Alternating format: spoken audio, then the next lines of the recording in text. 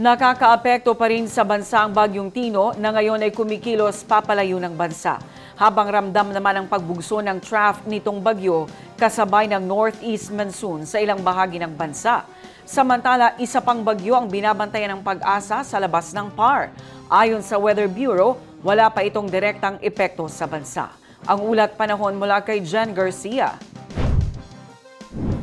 Sa weather bulletin mula sa Pag-asa, makikita sa ating iWeather Center na huling namataan ng bagyong si Tino sa 190 kilometers kanluran ng Coron, Palawan at may taglay na hangin na 130 kilometers per hour at pagbugso na 180 kilometers per hour as of 10 a.m. kanina.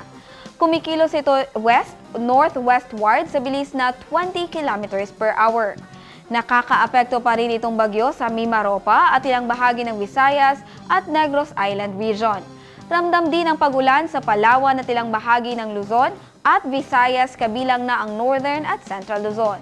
Asahan naman ang mga pagbugso ng hangin sa nalalabing bahagi ng bansa na dulot ng trough nitong bagyo, northeast monsoon at shear line. Samantala, isa pang bagyo ang patuloy na binabantayan ng Pag-asa sa labas ng PAR. As of 10 a.m. kanina ay nasa 1,870 kilometers east ng Northern Mindanao na ang bagyo at tatawagin itong uwan kapag nakapasok na ng PAR. Sa ngayon, wala pa itong direktang epekto sa bansa.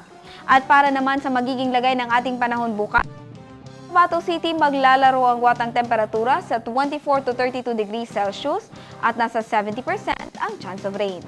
Sa Maguindanao, papalo ang agwatang temperatura sa 22 to 32 degrees Celsius at nasa 100% ang tsansa ng pag-ulan.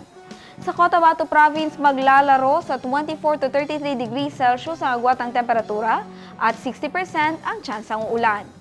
24 to 34 degrees Celsius naman ang magiging agwatang temperatura sa Davao City bukas at 70% ang chance of rain.